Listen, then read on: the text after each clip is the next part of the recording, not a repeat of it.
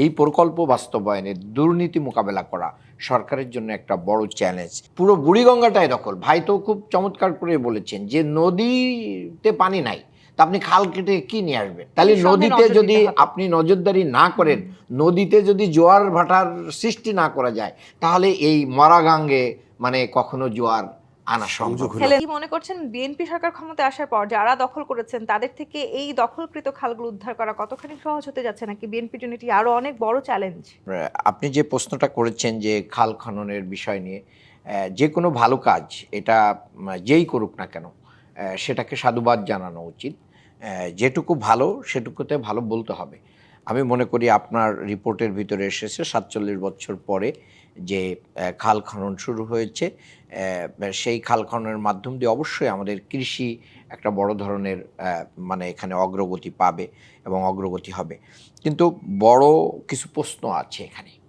সেই প্রশ্নগুলোর ভিতরে রয়েছে, অনেক সময় আমরা দেখেছি বিগত আমলগুলোতেও মেগা অনেক প্রকল্প নেওয়া হয়েছিল। সেই প্রকল্প দিয়ে যতটুকু না উন্নয়ন হয়েছে তার চেয়ে বেশি দুর্নীতি হয়েছে। এই জায়গায় কিন্তু সরকারের একটা বড় চ্যালেঞ্জ রয়েছে। এই প্রকল্প বাস্তবায়নে দুর্নীতি মোকাবেলা করা সরকারের জন্য একটা বড় চ্যালেঞ্জ। সেখানে পার্সেন্টেজ থেকে শুরু করে অথবা খাল নাম কাওয়াস্তে কিছু খনন করে বিল করে দিয়ে বিল উঠায় নেওয়া, এরকম অনেক ঘটনা ঘটার সম্ভাবনা কিন্তু এখানে রয়েছে।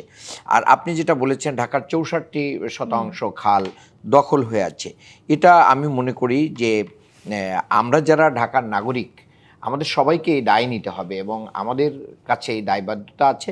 আমি মনে করি মাননীয় প্রধানমন্ত্রী উনি এটা ওনার কাছে এই রিপোর্ট থাকার কথা এবং আছে।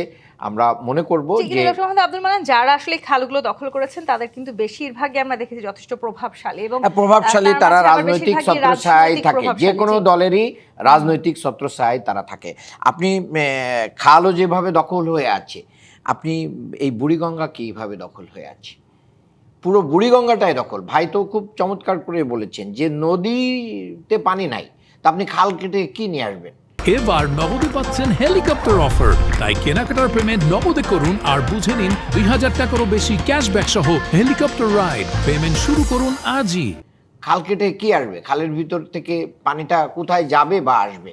আর সবচেয়ে বড় আরেকটা বিষয় দেখেন, আমি মানিকনগর এলাকা, তারপরে আপনার এই যে ধোলাই খাল, এই সমস্ত এলাকাতে আমার স্বচক্ষে দেখা যে সব সময় এখানে মশার একটা বিশাল আখড়া এবং কারখানা, এবং এই যে আমাদের পানিবাহিত যত ধরনের রোগ আছে, এই রোগগুলো কিন্তু এই সমস্ত জায়গায় কী হয়, এখানে ভাগাড়ে পরিণত হয়েছে। ময়লা আবর্জনা, নোংরা, পলিথিন সব, এই যে সিটি কর্পোরেশনগুলো আছে তারা এগুলো পরিষ্কার করে না।